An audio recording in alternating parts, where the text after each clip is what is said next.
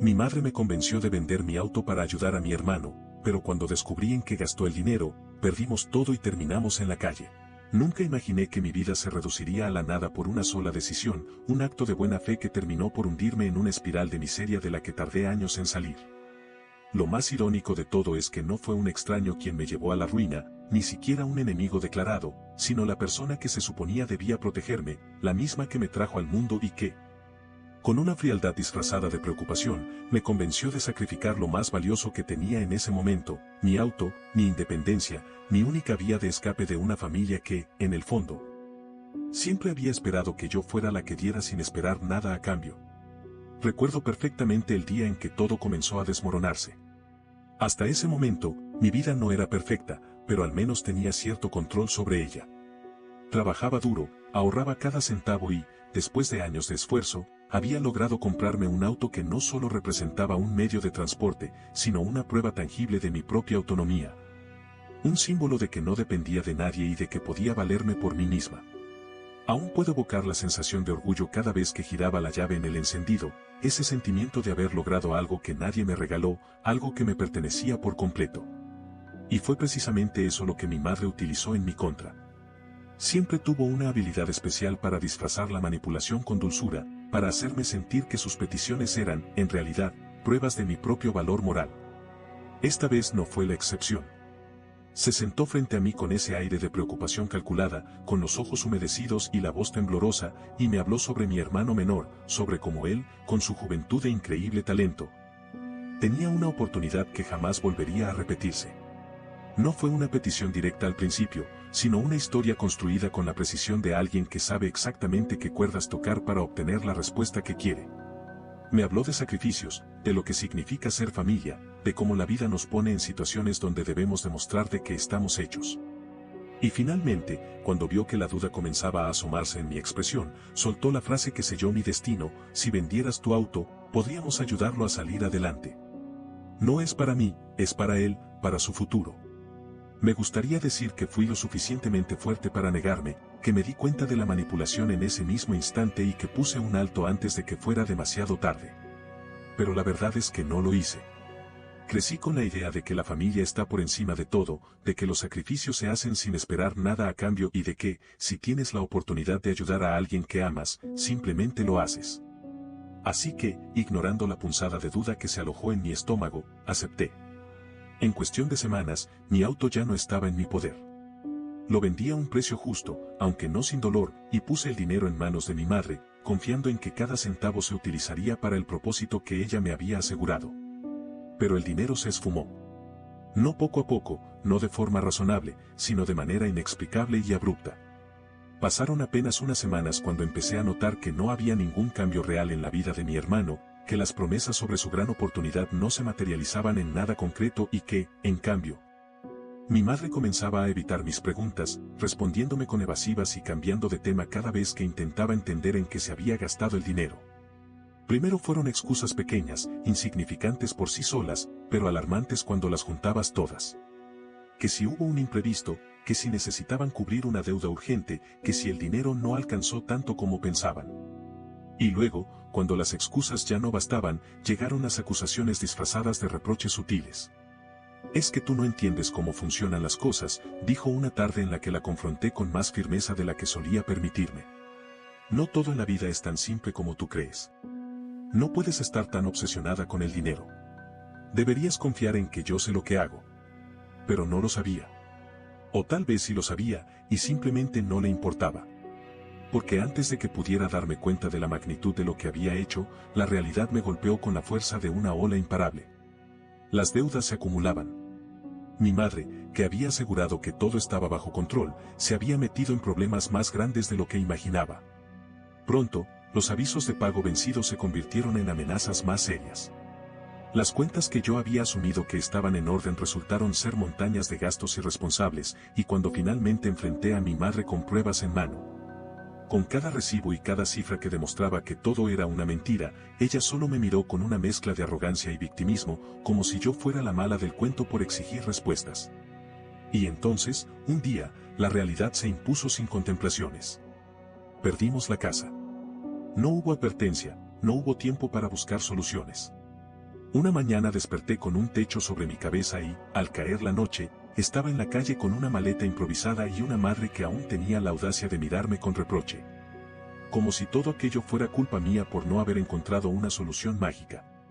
Fue en ese momento, en medio del frío y la desesperación, cuando entendí la verdad que me negaba a aceptar. Yo no era su hija, no en el sentido real de la palabra. No era alguien a quien protegía o valoraba, sino un recurso, una fuente de dinero, una herramienta que podía ser exprimida hasta que ya no quedara nada. Y lo peor de todo es que había permitido que lo hiciera. Pero no por mucho tiempo. Porque mientras me sentaba en esa acera, con la humillación ardiendo en mi garganta y la rabia creciendo en mi pecho, supe que no iba a quedarme en ese lugar para siempre. Y más que eso, supe que no iba a permitir que mi madre y mi hermano salieran ilesos de lo que habían hecho. No tenía un plan en ese momento, solo una determinación ciega y ardiente. Pero eventualmente, lo tendría. Y cuando llegara el momento, haría que cada decisión egoísta, cada mentira y cada traición les costara el doble. Actualización 1. Pasaron semanas, luego meses, y la sensación de haber sido arrojada al vacío nunca desapareció por completo. Al principio, todo fue una bruma de desesperación, un limbo en el que la incertidumbre se mezclaba con la ira y la impotencia. Cada día era una batalla contra el agotamiento, la vergüenza y el resentimiento que se acumulaban como un veneno lento en mi interior. Porque si bien mi madre y mi hermano compartían mi misma desgracia, no la sentían de la misma manera. Para ellos, el peso de nuestra situación no era una carga insoportable, sino simplemente un inconveniente pasajero, algo que, de una forma u otra, alguien más terminaría resolviendo por ellos. Y por supuesto, ese alguien debía ser yo. Nos movíamos de un sitio a otro, dependiendo de la buena voluntad de conocidos que nos ofrecían un sofá o un rincón de su casa por unos días. Hasta que las miradas de incomodidad y las excusas para sacarnos de ahí se volvían demasiado evidentes. Hubo noches en las que dormimos en albergues, otros en los que simplemente nos quedamos en la estación de autobuses, esperando que amaneciera para poder encontrar algún lugar donde refugiarnos. Pero de todas esas noches, las peores fueron aquellas en las que mi madre hablaba como si nada de esto fuera realmente su culpa. Como si nuestra situación fuera consecuencia de una injusticia cósmica en la que ella era la víctima principal. Recuerdo una noche en particular en la que compartíamos un espacio reducido en casa de una antigua amiga suya que, por pura lástima, nos dejó quedarnos unos días. Era un apartamento pequeño, apenas lo suficiente para ella y su familia, así que nos dejaron dormir en la sala con la condición de que fuera temporal. Yo ya estaba acostumbrada a dormir en cualquier superficie, pero esa noche en especial, la incomodidad no venía del suelo duro o del ruido del tráfico en la calle, sino de la conversación que mi madre inició sin el menor indicio de vergüenza. Mientras yo intentaba conciliar el sueño, ella hablaba con mi hermano, con un tono de voz despreocupado, casi alegre, como si no estuviéramos en la ruina. Como si no fuera ella la responsable de que estuviéramos durmiendo en casas ajenas. Le decía que todo esto no era más que una prueba de la vida, un pequeño bache que tarde o temprano superaríamos. Y lo peor no fue escucharla minimizar la situación, sino la manera en que intentó justificar sus actos. En un momento de la conversación, con ese tono entre condescendiente y manipulador que también dominaba, dijo que todo esto no habría pasado si yo hubiera confiado más en ella. Que si en lugar de cuestionarla y presionarla con preguntas sobre el dinero, la hubiera apoyado incondicionalmente, quizá las cosas habrían salido de otra manera. Las palabras me golpearon como una bofetada, pero no respondí. No porque no tuviera nada que decir, sino porque sabía que no valía la pena. Durante semanas, había intentado hacerla entrar en razón, mostrarle la realidad de lo que había hecho, pero siempre encontraba una manera de darle la vuelta, de convertir sus errores en una carga que yo debía soportar. Lo mismo ocurría con mi hermano, quien, a pesar de ser el supuesto beneficiario de mi sacrificio, no mostraba la más mínima señal de gratitud o remordimiento. Al contrario, parecía más molesto por el hecho de que ahora no tenía los lujos a los que estaba acostumbrado. Fue entonces cuando la verdad se hizo completamente clara para mí. Yo no les importaba, nunca les había importado realmente. Siempre fui el recurso fácil, la persona a la que podían recurrir cuando necesitaban dinero o ayuda, y ahora que ya no tenían nada que ofrecer, simplemente esperaban que encontrara la manera de sacarnos de ahí. Como si fuera mi responsabilidad. Como si no fueran ellos los responsables de la miseria en la que estábamos atrapados. Ese pensamiento se convirtió en una llama ardiente dentro de mí, un fuego que no se extinguió con el tiempo, sino que se alimentó de cada injusticia, de cada humillación, De cada día en el que tuve que luchar por sobrevivir mientras ellos seguían esperando que alguien más les resolviera la vida. Pero lo más doloroso de todo fue descubrir que mi hermano nunca estuvo en crisis, que la gran oportunidad por la que había vendido mi auto jamás existió. Lo descubrí una tarde, cuando por casualidad me encontré con un viejo conocido de la familia. Nos topamos en la calle, y al verme en ese estado, sin el aspecto que solía tener cuando aún tenía un empleo estable y un hogar propio, su rostro reflejó una mezcla de sorpresa y lástima. Me preguntó qué había pasado, por qué me veía así, y cuando le conté una versión resumida de mi historia, su expresión cambió. Hubo un largo silencio antes de que hablara de nuevo, y cuando lo hizo, sus palabras fueron como un golpe en el estómago. Me dijo que mi hermano nunca tuvo ningún problema, que de hecho, él mismo lo había visto en varias ocasiones en fiestas, gastando dinero en cosas innecesarias, presumiendo como si nada hubiera cambiado en su vida. Fue en ese momento cuando lo entendí todo. Mi madre nunca tuvo la intención de invertir ese dinero en algo útil, nunca hubo un plan real para ayudar a mi hermano a salir adelante. Lo único que hicieron fue aprovecharse de mi buena voluntad para costearse una vida que, de otra manera, no podrían haberse permitido. Y ahora que ya no quedaba nada, simplemente esperaban que yo lo arreglara, como si fuera una obligación que tenía con ellos. Esa noche, cuando volví al lugar donde estábamos quedándonos, ya no sentía tristeza ni desesperación. Solo sentía rabia. Una rabia profunda, enraizada en cada mentira, en cada manipulación, en cada sacrificio que hice por personas que jamás lo valoraron. Y supe, sin la menor duda, que no podía seguir viviendo así. No podía seguir cargando con ellos, soportando su peso mientras ellos se negaban a mover un solo dedo para cambiar su destino. Pero más allá de eso, supe que no podía dejarlos salirse con la suya. No después de todo lo que habían hecho. Había sido demasiado ingenua, demasiado confiada, pero eso se acabó. No solo iba a salir de esa situación por mi cuenta, sino que me iba a asegurar de que pagaran cada una de sus acciones. La venganza no era algo en lo que solía pensar, pero en ese momento se convirtió en la única certeza que tenía. No iba a ser inmediata, no iba a ser impulsiva. Iba a esperar el momento adecuado, planear cada detalle con la misma frialdad con la que ellos me utilizaron. Y cuando llegara el día, iba a hacer que cada decisión egoísta, cada mentira y cada traición, les costara más de lo que jamás imaginaron. Actualización 2. Pasaron varios meses desde aquella noche en la que comprendí la verdad con una claridad que nunca antes había tenido. La ira que sentí en ese momento no desapareció, sino que se transformó en una determinación fría y calculada. Aún no tenía un plan concreto, pero sí tenía algo más valioso, la certeza de que no podía seguir siendo la misma persona de siempre, esa a la que manipulaban con palabras dulces y promesas vacías. Ya no más. El primer paso fue sobrevivir, encontrar una manera de mantenerme a flote sin que mi madre y mi hermano siguieran drenando lo poco que aún quedaba de mí. Durante semanas, busqué cualquier oportunidad de empleo, cualquier posibilidad de escapar de aquella miseria en la que me habían hundido. No fue fácil. No tenía nada, ni dinero, ni contactos que pudieran ayudarme, y cada puerta que tocaba parecía cerrarse antes siquiera de darme la oportunidad de explicarme. Dormí en albergues o en casas de conocidos que me ofrecían un rincón donde quedarme por un par de días, pero siempre con la condición de que no fuera algo permanente. Me acostumbré a comer lo que fuera, a pasar días enteros con apenas un bocado en el estómago y a enfrentar miradas de lástima y desprecio de personas que no entendían cómo había llegado a ese punto. Fue en uno de esos días en los que el hambre y el agotamiento amenazaban con derribarme cuando encontré un pequeño trabajo en un café de barrio. No era nada extraordinario, apenas unas horas diarias limpiando mesas y lavando platos, pero en ese momento fue un salvavidas. Con lo poco que ganaba, logré juntar suficiente para alquilar una habitación diminuta en una pensión barata, un lugar que apenas tenía espacio para una cama y una silla, pero que al menos era mío. Por primera vez en meses, tenía un lugar al que podía llamar hogar, aunque fuera minúsculo y estuviera en un edificio descuidado donde los gritos de los vecinos se escuchaban a todas horas. Pero mi madre no tardó en encontrarme.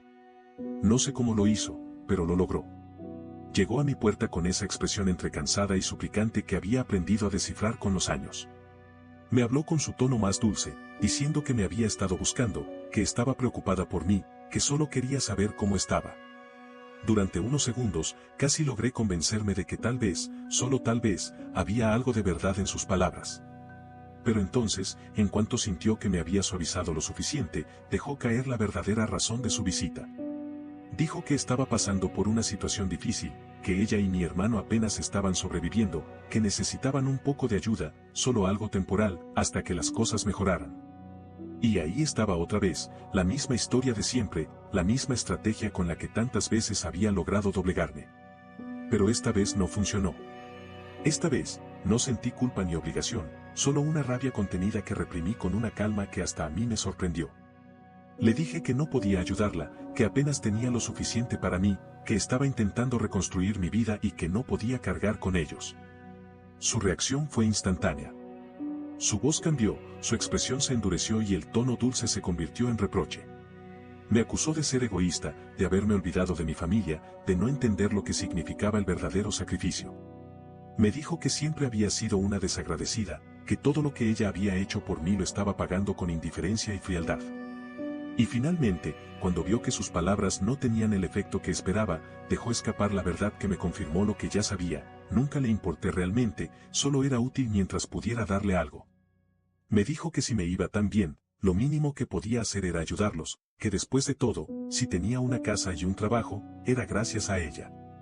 Que si alguna vez había sido capaz de lograr algo en la vida, era porque ella me había criado, porque ella me había enseñado a sobrevivir. En su mente, yo le debía todo, incluso después de haberme arruinado. Pero esta vez, en lugar de sentirme culpable o dudar de mi decisión, simplemente la miré sin decir una palabra, permitiéndome ver su verdadero rostro sin las mentiras que solían disfrazarlo. Y en ese momento, tomé la decisión definitiva. No solo iba a sacarlos de mi vida, iba a asegurarme de que nunca más pudieran hacerle esto a nadie. Porque mi madre no era una persona que cometía errores, era alguien que destruía todo a su paso sin el menor remordimiento, alguien que no dudaba en manipular y mentir si eso significaba conseguir lo que quería. Y mi hermano, criado bajo su sombra, no era diferente. La única diferencia entre ellos y cualquier otra persona sin escrúpulos es que yo había sido su víctima por más tiempo. Pero ya no más. Desde ese día, cada cosa que hacía tenía un propósito. Fingí seguir siendo la misma, fingí que su visita me había afectado lo suficiente como para considerarlo. Fingí que todavía había algo en mí que quería ayudarlos, porque sabía que, mientras creyeran que aún podían controlarme, bajarían la guardia. Y mientras tanto, empecé a moverme en silencio, recopilando todo lo que podía sobre ellos, sobre sus deudas, sobre las personas a las que les debían dinero, sobre las mentiras que habían dicho para sobrevivir hasta ahora. No iba a actuar impulsivamente. La venganza no es solo cuestión de devolver el golpe, sino de hacerlo en el momento exacto, cuando duela más, cuando sea imposible escapar de las consecuencias. Así que esperé, observé, reuní pruebas y construí mi plan con la misma paciencia con la que ellos habían destruido mi vida. Porque cuando el momento llegara, cuando finalmente diera el golpe final, no les iba a dejar ninguna salida. Actualización 3. Pasaron varios meses desde aquella última conversación con mi madre, en la que, por primera vez en mi vida, no sentí ninguna obligación de ceder ante sus palabras. Desde ese día, cada movimiento que hacía tenía un propósito, cada interacción con ellos estaba calculada y cada paso que daba era parte de algo más grande. Me convertí en una sombra en sus vidas, lo suficientemente presente como para que no sospecharan de mí, pero siempre en control de lo que querían que supiera y de lo que yo realmente estaba descubriendo. Mientras fingía que aún tenía dudas, que aún me debatía entre ayudarlos o no, en realidad estaba recopilando toda la información posible sobre sus deudas, sus mentiras y las personas con las que habían hecho tratos. En ese tiempo, entendí algo que siempre había ignorado. Mi madre no era simplemente una persona irresponsable o descuidada, era alguien que se movía a través de la vida dejando a su paso una estela de caos y destrucción, siempre encontrando la manera de salir impune. Siempre manipulando a alguien más para que asumiera las consecuencias de sus actos. Y mi hermano, criado bajo su sombra, no solo había aprendido esas mismas tácticas, sino que las usaba con una arrogancia que dejaba claro que nunca había dudado de que el mundo entero estaba ahí para servirle. Pero lo que ambos nunca imaginaron fue que alguien a quien siempre vieron como su recurso más confiable, como la persona que jamás se les volvería en contra, había dejado de ser la misma. La oportunidad para mi primer movimiento llegó antes de lo que esperaba. A través de las conexiones que hice en mi nuevo trabajo, logré enterarme de que mi madre había estado pidiendo dinero prestado a personas con las que no debía involucrarse. No se trataba de simples acreedores o bancos, sino de gente que no toleraba los impagos, personas que, si bien al principio pueden parecer generosas con los préstamos, no dudaban en recurrir a métodos más agresivos cuando alguien intentaba burlarlos. Mi madre, confiada como siempre en su capacidad para manipular y huir de sus responsabilidades, había acumulado una deuda considerable con ellos y, hasta ese momento, había logrado mantenerse fuera de problemas dándoles promesas vacías y desviando la atención hacia otros. Ahí vi mi oportunidad. Con paciencia, recopilé toda la información posible, cada nombre, cada cifra, cada transacción. No podía simplemente delatarla sin pruebas, necesitaba que, cuando la verdad saliera a la luz, no hubiera manera de que pudiera esquivarla o culpar a alguien más. Así que me aseguré de tener documentos, mensajes, grabaciones de conversaciones en las que ella misma se incriminaba sin darse cuenta. Luego, cuando tuve todo en mis manos, lo filtré de la manera más estratégica posible. Primero, dejé caer pequeños detalles entre las personas correctas, información suficiente para sembrar dudas pero no lo suficiente para que mi madre se diera cuenta de dónde venía el golpe. Fue como encender una chispa en un terreno seco. No tardó en propagarse. En cuestión de semanas, las personas a las que debía dinero comenzaron a hacerle visitas más frecuentes, las amenazas pasaron de ser simples advertencias a exigencias más serias. Vi cómo el pánico comenzaba a reflejarse en su rostro, como la seguridad con la que solía moverse por el mundo empezó a desmoronarse. Y entonces, cuando ella aún intentaba encontrar la manera de salir del problema, asegurándose de que todavía tenía cierto margen de maniobra, solté la pieza clave. Hice llegar toda la información que tenía sobre sus engaños, sus fraudes y sus deudas a las personas que podían hacerle más daño, a aquellos a quienes nunca debía haber intentado estafar. Cuando la verdad salió a la luz, ya no hubo forma de ocultarlo. La vi suplicarle a gente que jamás hubiera imaginado verla en una posición de vulnerabilidad. Vi cómo su imagen de mujer fuerte e inquebrantable se desmoronaba frente a personas que no tenían ni el más mínimo interés en sus excusas. Vi el miedo en su rostro cuando entendió que, esta vez, no había nadie que pudiera salvarla, que todas sus mentiras la habían llevado a un callejón sin salida. Pero no solo me detuve con ella. Mi hermano, quien siempre había vivido con la certeza de que jamás enfrentaría las consecuencias de sus actos, también sintió el peso de la verdad. Con el mismo cuidado con el que construí la caída de mi madre, expuse sus propias mentiras, sus conexiones con personas que ahora querían respuestas sobre el dinero que les debía. Su historial de engaños que hasta ese momento había logrado mantener en secreto. La diferencia entre él y mi madre era que ella, por lo menos, tenía experiencia escapando de situaciones así. Mi hermano, en cambio, nunca había tenido que enfrentar algo que no pudiera resolver con una sonrisa y una excusa conveniente. Cuando la verdad lo alcanzó, no tuvo idea de cómo reaccionar. Pasó de la arrogancia a la desesperación en cuestión de días, intentando buscar ayuda en las mismas personas a las que había traicionado, tratando de encontrar una salida que no existía. Vi cómo su mundo se derrumbaba igual que el de mi madre, vi cómo el miedo y la incertidumbre se apoderaban de él, cómo su seguridad en sí mismo se desmoronaba cuando comprendió que, por primera vez en su vida, estaba completamente solo. Y lo mejor de todo es que ninguno de los dos supo de dónde vino el golpe. Me aseguré de que todo pareciera una consecuencia natural de sus propias acciones, de que no hubiera nada que los llevara a sospechar de mí. Para ellos, simplemente, la vida les estaba cobrando todas las deudas que habían acumulado con el tiempo. Y yo, observando desde la distancia, supe que esto era solo el comienzo. Actualización 4. El caos en el que quedaron sumidos mi madre y mi hermano se extendió más allá de lo que imaginé. Durante semanas, las consecuencias de sus propias acciones los persiguieron sin tregua, como si el mundo finalmente estuviera ajustando cuentas con ellos. Mi madre, siempre tan segura de su capacidad para manipular y salirse con la suya, pasó de tener el control absoluto a convertirse en una sombra de lo que alguna vez fue. Las personas a las que debía dinero no eran del tipo que aceptaban excusas, y aunque intentó recurrir a las mismas tácticas que tantas veces le funcionaron en el pasado, pronto descubrió que esta vez nadie estaba dispuesto a salvarla. Se movía de un lado a otro, buscando desesperadamente ayuda en cualquiera que todavía creyera en su falsa imagen de madre sacrificada y mujer fuerte que solo tuvo un pequeño tropiezo. Pero la diferencia entre esta vez y todas las anteriores era que la verdad ya estaba demasiado expuesta, demasiado arraigada en la gente para que pudiera maquillarla con sus mentiras. Quienes alguna vez confiaron en ella, quienes la veían como una persona astuta pero inofensiva, ahora la miraban con desprecio o con una indiferencia que le dolía más que el rechazo. Se convirtió en una paria, alguien de quien la gente se alejaba porque sabían que acercarse significaba problemas, deudas y promesas vacías. Mi hermano, por su parte, tuvo una caída aún más estrepitosa. Siempre acostumbrado a moverse con la seguridad de quien cree que el mundo le debe algo, descubrió con brutalidad que no había nadie dispuesto a sostenerlo ahora que la verdad sobre él también había salido a la luz. Intentó hacer lo que siempre hacía, buscar la manera de culpar a alguien más, de desviar la atención hacia otro lado, pero esta vez nadie le creyó. Las personas a las que les debía dinero comenzaron a buscarlo con una insistencia que bordeaba la desesperación. Lo seguían a donde fuera, aparecían en los lugares donde solía refugiarse, haciéndole entender que no tenía escapatoria. Y yo, observando desde la distancia, no sentí pena ni remordimiento. Solo una satisfacción fría, la certeza de que esto no era más que la consecuencia natural de sus propios actos.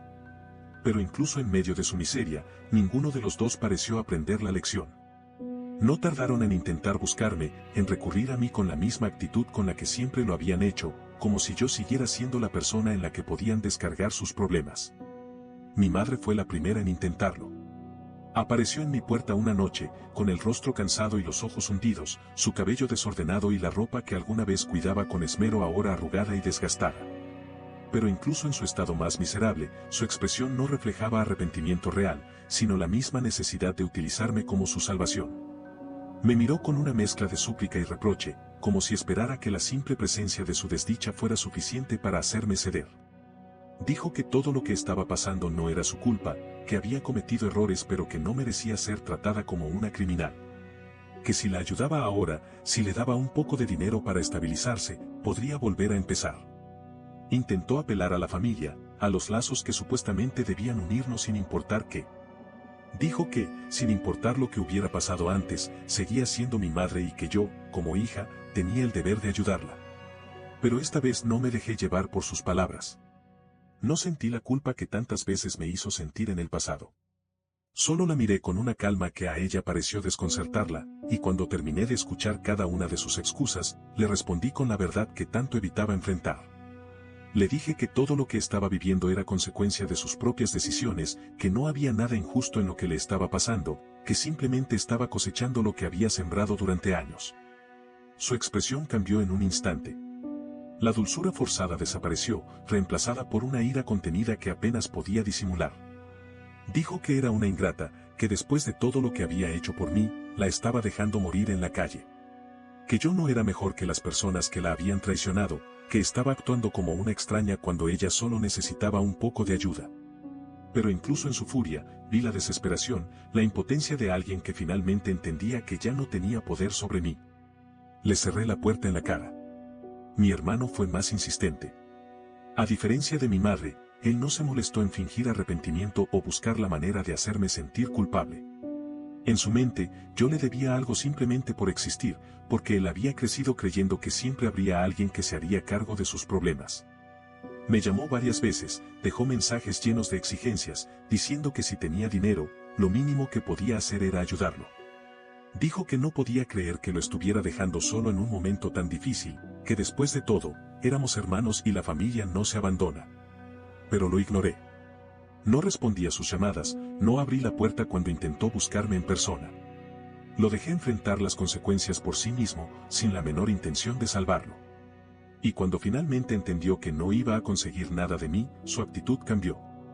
Pasó de la exigencia a la furia, a los insultos, a los mensajes llenos de rabia en los que me decía que era una traidora, que algún día me arrepentiría de lo que estaba haciendo. Que si él caía, se aseguraría de arrastrarme con él. Pero ya no tenía ningún poder sobre mí. Por primera vez en mi vida, no me sentí atada a ellos, no sentí la culpa o el peso de la obligación que me habían inculcado desde que era niña. No importaban sus palabras, sus reclamos o sus amenazas. No podían hacerme daño porque ya no los necesitaba.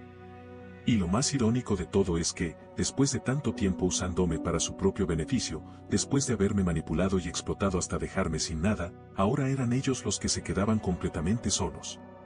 Actualización final. Pasaron los años y la vida siguió su curso.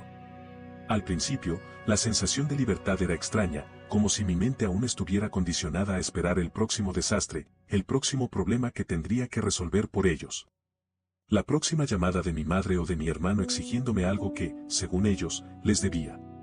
Pero con el tiempo, esa sensación fue desapareciendo, reemplazada por una paz que nunca antes había conocido. Al fin, después de tanto desgaste, de tanto sacrificio inútil, estaba viviendo mi propia vida sin sentirme responsable por nadie más. No fue fácil reconstruirme desde las cenizas en las que me dejaron. Durante los primeros años, todavía arrastraba el peso de la inseguridad, de esa idea que me habían inculcado de que no podía valerme por mí misma sin ellos. Pero con cada pequeño logro, con cada paso que daba por mi cuenta, fui entendiendo que todo lo que alguna vez me dijeron era una mentira.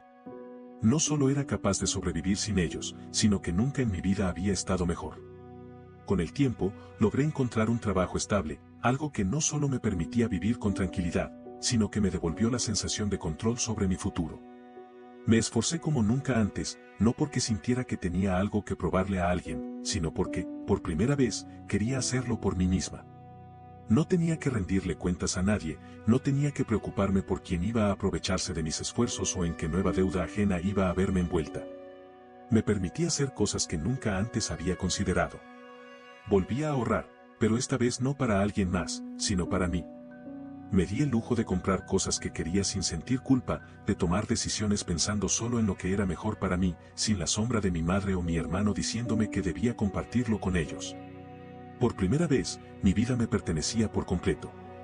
Mientras tanto, ellos siguieron cayendo. La última vez que supe de mi madre, seguía haciendo lo mismo de siempre, tratando de encontrar a alguien que creyera en sus mentiras, buscando una nueva persona a la que manipular para que la mantuviera. Pero ya no era la misma mujer que una vez convenció a todos con su falsa imagen de madre abnegada y víctima de la mala suerte. Ahora era alguien que la gente evitaba, que nadie quería cerca porque sabían que lo único que traía consigo eran problemas y promesas vacías. Mi hermano no corrió con mejor suerte. Con el tiempo, la gente dejó de tenerle paciencia, dejó de excusar sus actitudes y de darle oportunidades que nunca aprovechaba.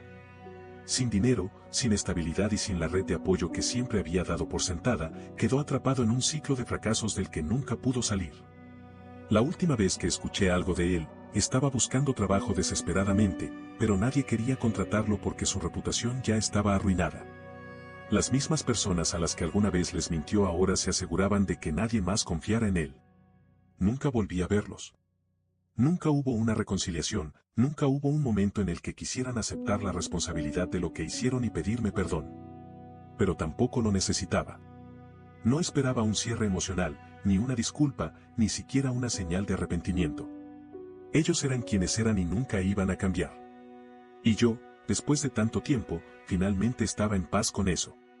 No los odiaba. No porque los perdonara, sino porque el odio es un peso que ya no quería cargar. Me di cuenta de que lo peor que podía hacerles no era vengarme de manera directa o buscar destruirlos de forma activa. Lo peor que podía hacerles era dejarlos exactamente donde estaban, atrapados en el desastre que ellos mismos crearon, sin nadie a quien culpar, sin nadie a quien manipular para que los salvara. Así que seguí con mi vida, sin mirar atrás. Ellos me lo quitaron todo, pero yo me lo cobré con creces. Y al final, salí de todo esto más fuerte, más libre, y sobre todo, con la certeza de que nunca más volvería a ser la víctima de nadie. No olvides dejar tu opinión en los comentarios, dejar tu like y compartir este video.